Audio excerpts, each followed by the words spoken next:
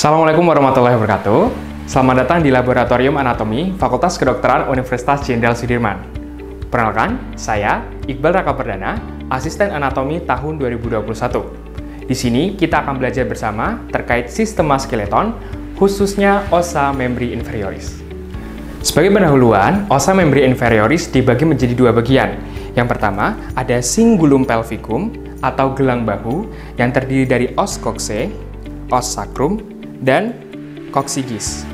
Kemudian ada pars libera membri inferioris yang merupakan bagian yang bergerak pada ekstremitas inferior. Oke, selanjutnya kita akan membahas terkait os coxae. Os coxae ada dua buah pasang, os coxae dextra dan os coxae sinistra. Pada kali ini, saya menggunakan os coxae bagian dextra. Os coxae terdiri dari tiga buah tulang. Yang pertama ada os ilium, os ischium pada bagian posterior inferior, dan ada os pubis.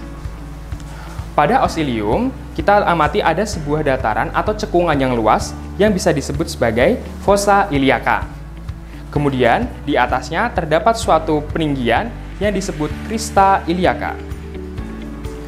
Di bagian anterior crista iliaca, kalau kita ikuti, ada suatu struktur yang disebut spina iliaca anterior superior atau SIAS.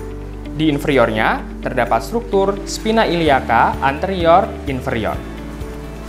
Kalau kita ikuti ke daerah posterior ke sini, crista iliaca terdapat di bagian posteriornya terdapat suatu struktur yakni spina iliaca posterior superior, dan di inferiornya terdapat spina iliaca posterior inferior.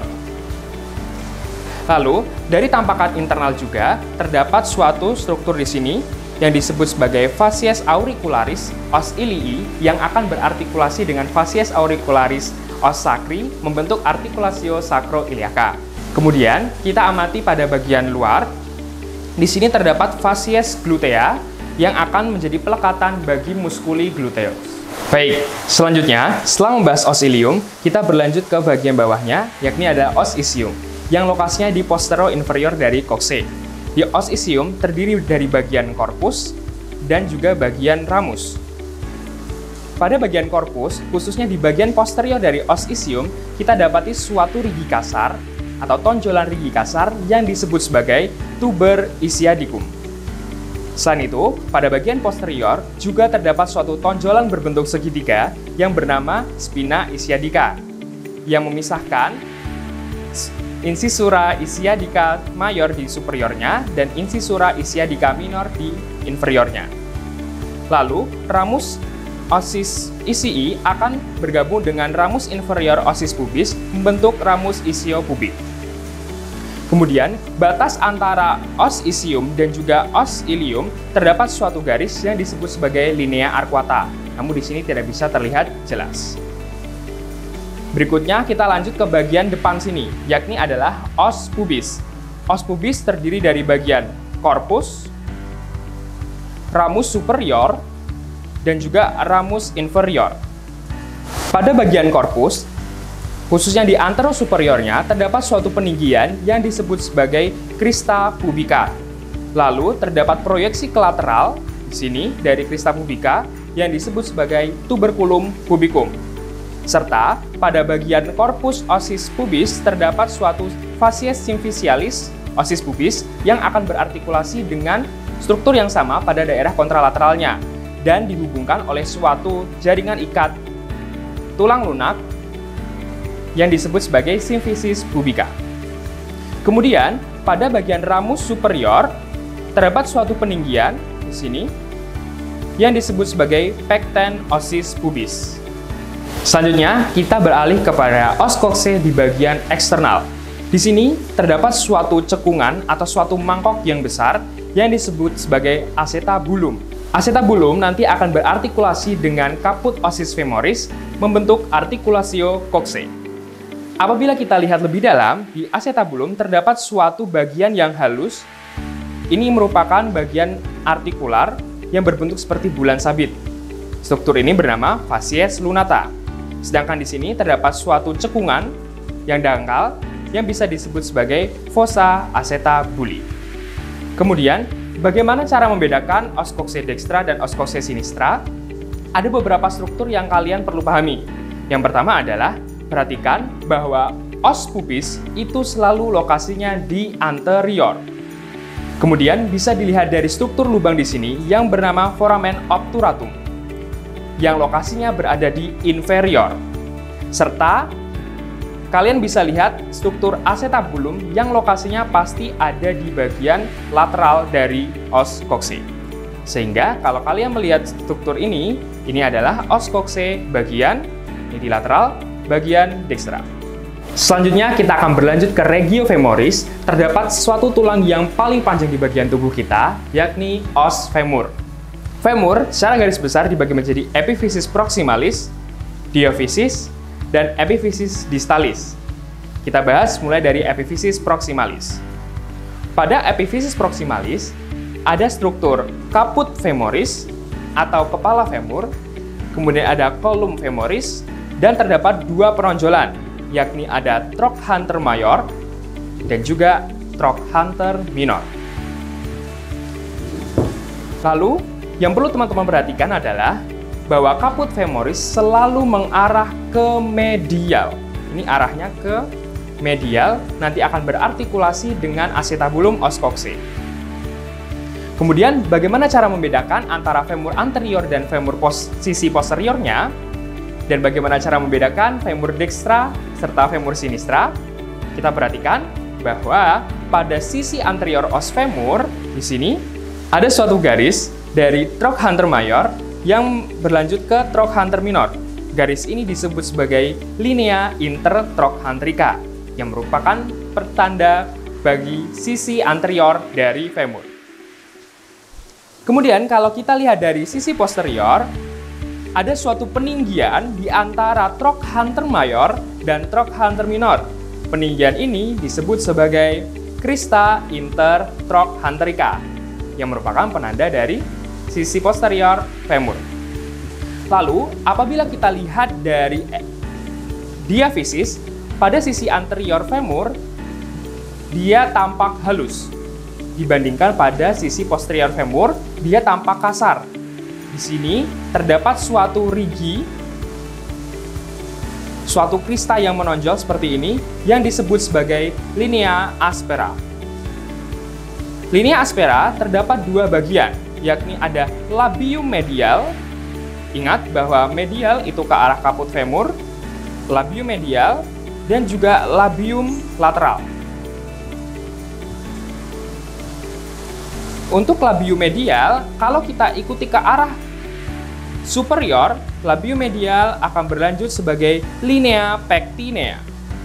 Kalau kita lanjutkan linea pectinea ke arah superior, struktur ini akan berlanjut ke linea intertrochanterica. Kemudian, labium lateral, kalau kita lanjutkan ke arah superior, terdapat struktur seperti penonjolan ini yang disebut sebagai tuberositas glutea, yang merupakan insersio dari beberapa serabut atau beberapa serat musculus gluteus maximus. Kita berlanjut ke bawah, ke inferior, di epiphysis distalis, labium medial akan berlanjut sebagai linea supracondylaris medial dan berakhir di suatu penonjolan di sini yang bernama tuberculum adductorium. Kemudian, untuk labium lateral akan berlanjut sebagai ke arah inferior akan berlanjut sebagai linea supracondylaris lateral. Lalu, pada epiphysis distalis terdapat suatu dua tonjolan ini yang merupakan bagian tulang atau bagian epiphysis distalis femur yang akan berartikulasi dengan os tibia. Struktur dua ini disebut sebagai condylus. Terdiri condylus medialis, ingat tadi patokannya ada caput femur, dan condylus lateralis. Di antara dua condylus ini terdapat suatu cekungan yang disebut sebagai fossa intercondylaris. Kalau kita lihat dari arah anterior, condylus akan berlanjut membentuk suatu struktur yang seperti ini, berbentuk seperti segitiga, yang bernama facies patellaris femoris, yang akan berartikulasi dengan patella. Lalu, untuk bagian non-artikular, ada suatu struktur di sini yang disebut sebagai epicondylus. Yang di sini adalah epicondylus medialis dan ini epicondylus lateralis. Jadi, untuk menentukan apakah ini femur kanan, femur kiri, sisi depan dan sisi belakang, teman-teman bisa melihat dari pertama, kaput femoris yang dia selalu mengarah ke medial. Kemudian perhatikan bahwa di sisi anterior, dia korpus femorisnya tampak halus. Sedangkan di sisi posterior, korpus femorisnya tampak kasar. Pada regio genu, terdapat suatu tulang yang berada di anterior os femur yang bernama os patella. Kalau kita lihat, os patella berbentuk seperti segitiga, di mana bagian ini adalah apex patella, sedangkan bagian di sini adalah basis patella. Selanjutnya, kita akan membahas ke regio cruris. Pada regio cruris terdapat dua tulang, yakni ada os tibia dan juga os fibula. Yang perlu diperhatikan adalah os tibia lokasinya lebih medial dibandingkan os fibula. Sekarang, kita akan membahas os tibia lebih detail. Pada epifisis proksimal os tibia terdapat struktur yang berbentuk perluasan di sini, yakni adalah condylus medialis tibia dan condylus lateralis tibia. Kemudian di superior dari condylus tibia terdapat suatu dataran yang disebut sebagai planum tibia. Planum tibia khususnya pada bagian sini, facies articularis superior nantinya akan berartikulasi dengan condylus lateralis dan medialis femoris membentuk articulatio tibio-femoral. Kemudian di antara facies articularis superior terdapat suatu area yang disebut sebagai area intercondylaris. Ada area intercondylaris anterior dan area intercondylaris posterior. Lalu terdapat perluasan dari facies articularis yang berupa penonjolan ini, yang di sini adalah tuberculum intercondylar lateral dan yang di sini adalah tuberculum intercondylar medial. Kedua struktur ini disebut sebagai eminentia intercondylaris. Tadi saya sudah jelaskan bahwa terdapat area intercondylaris, di mana area intercondylaris anterior dan juga posterior merupakan tempat pelekatan bagi ligamentum cruciatum. Setelah membahas terkait epifisis atau ujung proksimal dari os tibia, kita akan berlanjut ke corpus tibia. Pada bagian anterior, corpus tibia, terdapat suatu penonjolan yang disebut sebagai tuberositas tibiae, yang merupakan pelekatan dari ligamentum patella, di mana ligamentum patella merupakan lanjutan dari tendo musculi quadriceps femoris. Kemudian, kalau kita lihat dari sisi posterior, terdapat suatu garis di sini. Struktur ini bernama linea musculi solei. Lanjut, dari bagian korpus tibia, kita lanjut ke bagian ujung distal dari tibia. Pada bagian epifisis distalis, bentuknya seperti bentuk persegi, dengan sebuah perluasan atau penonjolan di sini yang bernama malleolus medialis. Ingat bahwa malleolus medialis lokasinya ke arah medial. Sedangkan pada bagian di lateralnya terdapat suatu incisura yang bernama incisura fibularis yang akan berartikulasio dengan os fibula. Lalu, bagaimana membedakan tibia dextra dan tibia sinistra? Pertama, perhatikan bahwa di sisi anterior tibia terdapat suatu penonjolan, yakni tuberositas tibia. Dan pada bagian distal terdapat juga suatu penonjolan, yaitu malleolus medialis yang selalu ke arah medial. Jadi, kalau kita lihat dari sini, maka tulang ini adalah os tibia bagian dextra. Pada lateral os tibia terdapat tulang yang bernama os fibula.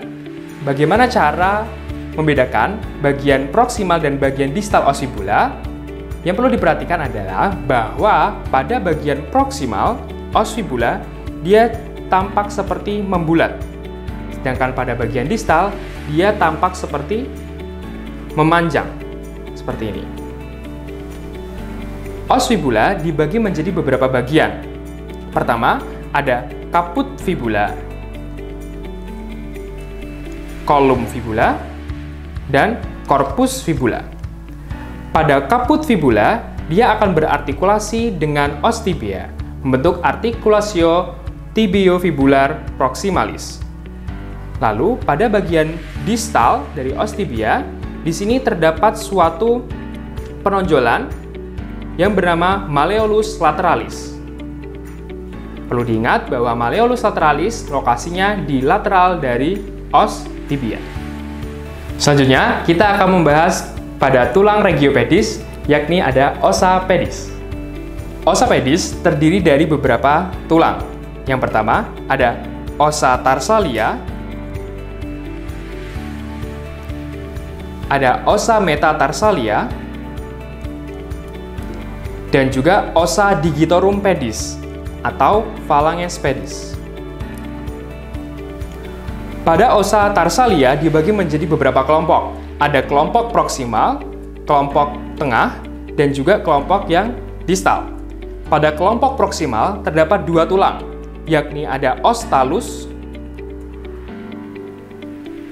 Pada bagian superior os talus terdapat suatu bagian yang akan berartikulasi dengan os tibia dan os fibula. Struktur ini bernama trochlea tali. Kemudian di bawahnya terdapat os calcaneus. Os calcaneus di sini ada suatu struktur penonjolan di belakangnya yang bernama tuber calcanei yang menjadi tumpuan kita ketika berdiri. Kemudian pada kelompok bagian tengah terdapat os navicular yang berbentuk seperti perahu. Dan pada kelompok distal terdapat os cuboideum yang berbentuk seperti kubus atau persegi, dan os cuneiform. Ada cuneiform lateral, cuneiform intermedium, dan cuneiform medial. Kemudian berikutnya ada os metatarsalia. Os metatarsalia terdapat os metatarsal yang satu, kedua, ketiga, keempat, dan juga yang kelima. Terakhir ada ossa digitorum pedis atau phalang pedis. Ossa digitorum pedis terdiri dari tiga ruas, yakni ada phalang proksimal, phalang medial, dan juga phalang distal, di mana keseluruhannya memiliki tiga ruas kecuali pada digitus primus atau pada hallux. Dia hanya memiliki dua ruas saja, yakni ada phalang proksimal dan phalang distal. Demikian penjelasan terkait ossa membri inferioris. Semoga bermanfaat dan semangat belajar. Wassalamualaikum warahmatullahi wabarakatuh.